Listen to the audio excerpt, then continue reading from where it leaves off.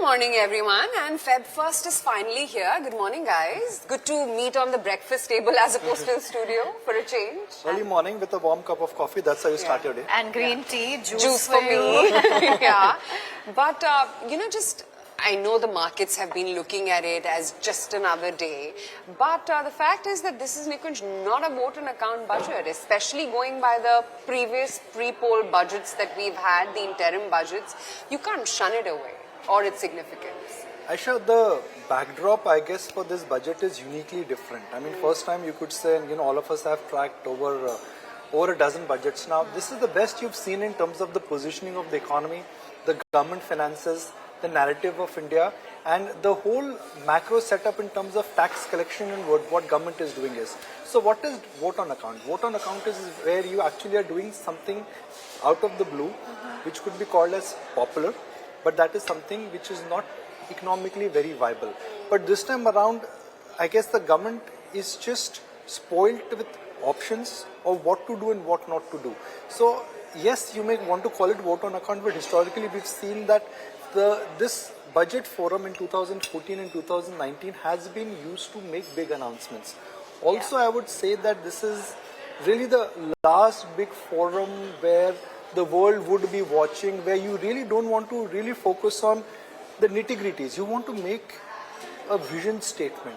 Amrit Kal ka budget. So in my book, this budget actually would be called as the real Amrit Kal ka budget, which will focus on not next 3 months, not next 3 years, but next 30 years. And if we were just to take into account what the market will be closely eyeing in terms of the fiscal deficit number, I guess that would be particularly important for the markets to track what the finance minister could do there. So the government finances is really solid. Look at the 3 balance sheets of India. The retail balance sheet, solid. Corporate balance sheet, growing and expanding, low debt, and the government balance sheet, which is the balance of expenditure versus receivables, I think that is in a very fine shape. So the biggest number we always watch out for is the fiscal deficit number. Revenue tax collections have been strong. So I think anywhere between 5.2 to 5.3 is something which is a reasonable estimate. Tax collections, very buoyant. Very buoyant. Yeah. Assumptions were moderate, and the collections really have been strong. So anywhere between 11 to 12%, that's a decent number to assume. Capital expenditure, how are you kickstarting the economy? I said that number right now stands at almost 9 lakh crore, which is a CAGR growth of 30% in last 3 years. Before COVID, that number was not even 5 lakh crore. That number going to 11, everyone would say that. But is there an expectation that maybe this time around the capex spend may not be as high?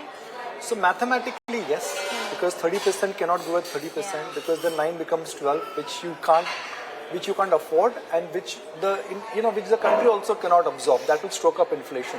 But 9 going to 10 and a half, I think, which is a large number.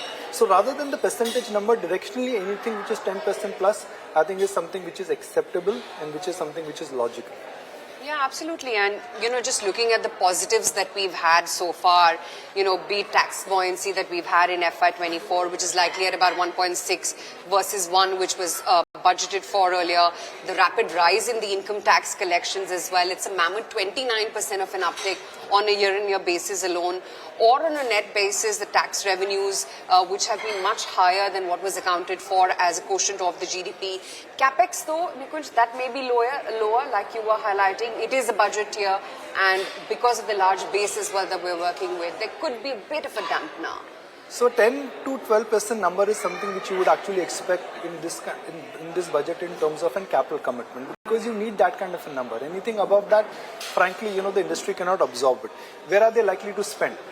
They've spent on roads. India is fairly well connected. They've spent on defense, which is going to be a evergreen theme.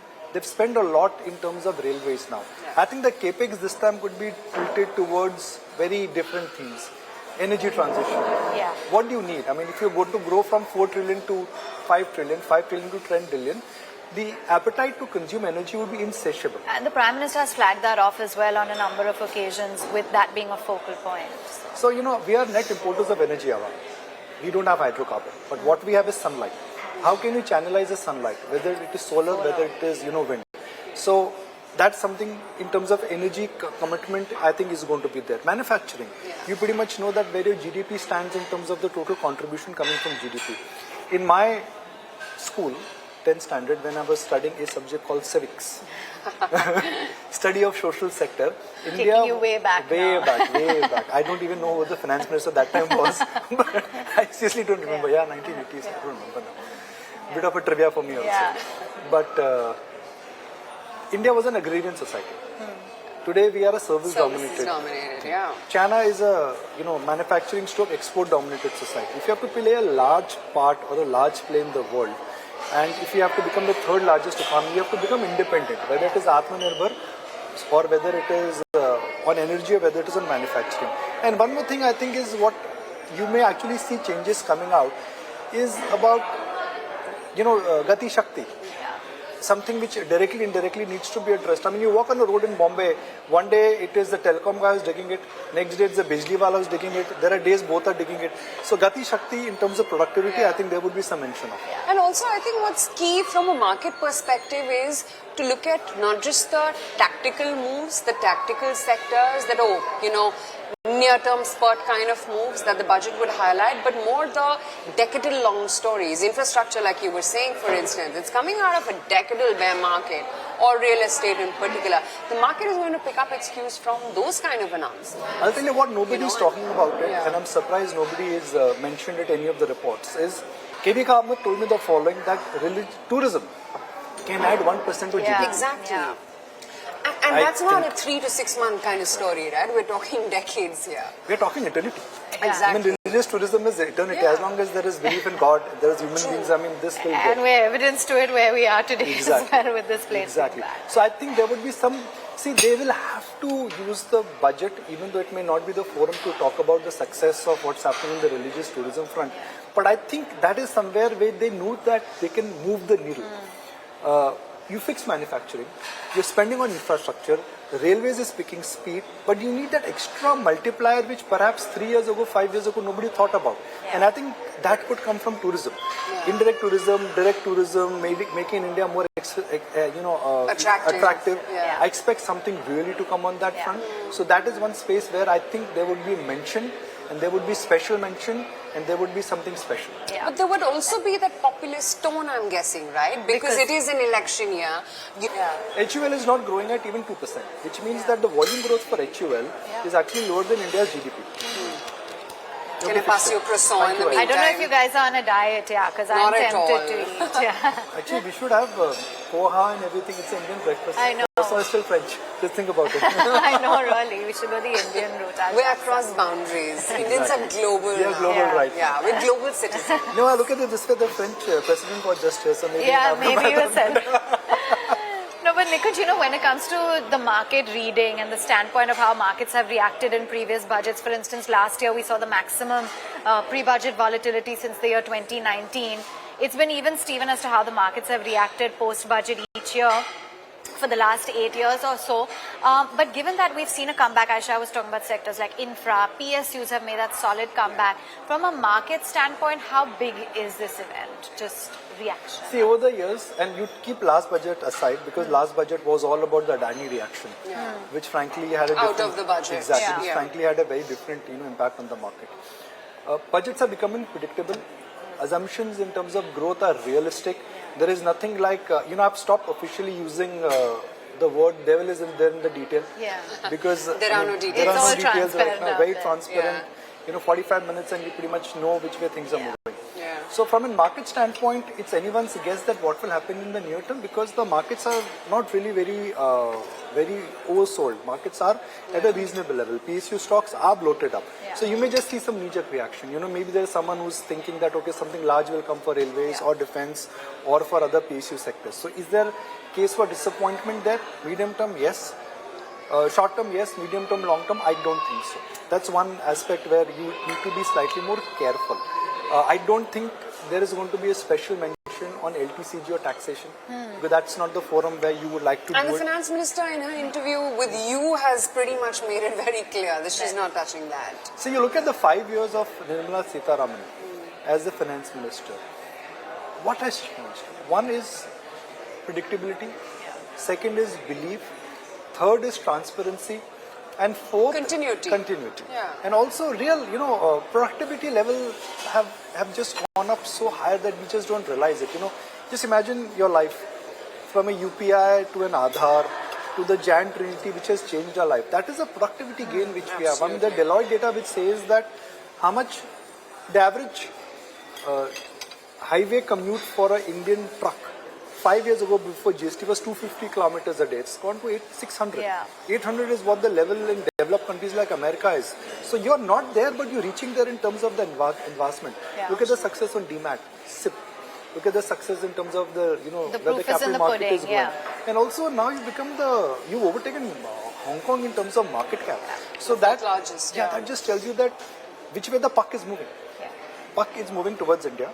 Belief is coming here. Foreign institutional investors are there. So, this is one of those budgets where you frankly don't have to really fine comb or tooth comb a lot. Why? Because the backdrop is just so amazing. This is the best Ayesha I think we've actually seen. Before the budget, we'd always worry about borrowing number, hidden subsidy, what is in the balance sheet, what is off balance sheet. Sab khatam. Yeah. Everything And is now especially from predictable. a market perspective, Nikunj, from the last 1 year, it's all been DIIs. We've made all-time highs. Different sectors have performed. You've seen such a big, sort of changeover of hands happening. It's not the banks and financials anymore. It's the PSUs, energy, real estate, what have you. All of that has happened purely on the muscle power of DIIs. I mean, there's a time we always say that FIs were the real owners. Yes. They would Not decide anymore. which way markets Calling the would- shots. Exactly. Yeah. So the folks in London and US would decide how India would move.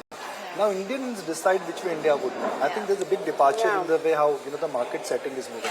On PSU, I think there would be a mention of PSUs. I mean, look, the wealth they've created, and government is ultimately the owner of some of these PSU stocks. In 2021, I had a specific question to the finance minister. I said, what is the government doing to create value for some of the PSUs? And that's the time they changed the name of Disinvestment Ministry to Deepam. Yeah. And what an extraordinary success it's been. So I'm sure there would be a mention of that because that's the real market cap which has got created. See, ultimately, is there a wealth effect which is getting created in India? Whether it is through SIP, whether it is through capital markets, whether it is through real estate. I think the wealth effect is getting created. Is there enough and more visibility? Which is that, is this a sugar rush or this is something which is sustainable for many years? This is going to sustain for many years. There are a lot of factors which are beyond your control. Global cues, oil, what happens to US economy, recession, China, geopolitics. Those are factors which are beyond your control. They could derail a lot of things, and we've seen that happen because of COVID and what happened after the Ukraine-Russia war or Russia-Ukraine war. Those are things which are beyond your hand. But what is in your hand? Continuity, stability, make the economy more bulletproof, make it more self-reliant, make it more dependent on inward looking, and look at ideas which in a sense are going to be giving you a multiplier effect like never before. A simple fast tag is giving you a multiplier effect of saving fuel cost and saving time. I again go back to that point. I'm sounding repetitive, on that. I'm thinking through it as we are talking. I think it's tourism. See, tourism creates large employment. It generates a lot of bandwidth in terms of infrastructure And so many development. multiplier sectors that stand to gain, right, from it. It's attached to so many of those. Also curious as to whether or not we're going to see any sort of announcement when it comes to welfare schemes, say focus on farmers or, some of that this time around? They will have to do something. Now, in what branding it comes under? It really could is K or W, whichever alphabet you want to talk about. Ultimately, imbalances are what created in the economy. They need to be checked. And also remember, there is an election cycle at play, which really matters. So, there is going to be a commitment towards a welfare scheme. I don't think it's going to be done in a traditional manner where, farm loan waiver and banks take the boot. It's not going to be that, it's not going to be so, so straightforward where you may not see it's very market friendly. You need to do things, but you need to master when you do things, and that's what I think government has done. Now you change allocations here or there, that's all right. But something big bang in terms of revival the rural economy, I think is going to be there. So you have to understand the pyramid effect. While 20% of Indians account for 80% of the consumption, and 80% account for 20% of the consumption. Those 80% they still matter in terms of the representation. And it's only been an inverted pyramid Yes, so far. Yeah, so it has to change. It has to change. Okay, And guys, I'm sorry. I have to call it the spoil sport me or whoever. But it's time. I think we should head to the studio. It's almost 8 a.m. Let's get back to tracking markets. And 3 hours from now, Finance Minister would be standing on the floor of the Parliament. Absolutely. she'll be And giving we've got us an sixth budget. excellent lineup this time. Lots I to mean, win and who's watch. who? Lots to win and watch. You can The be think tank to everything, to the top market voices, corporate, everything. and you can win a smartphone. Yes, Exactly. that is So one. there's something for everyone. Yeah, so we'll catch you after this very quick break straight from the ET Now headquarters.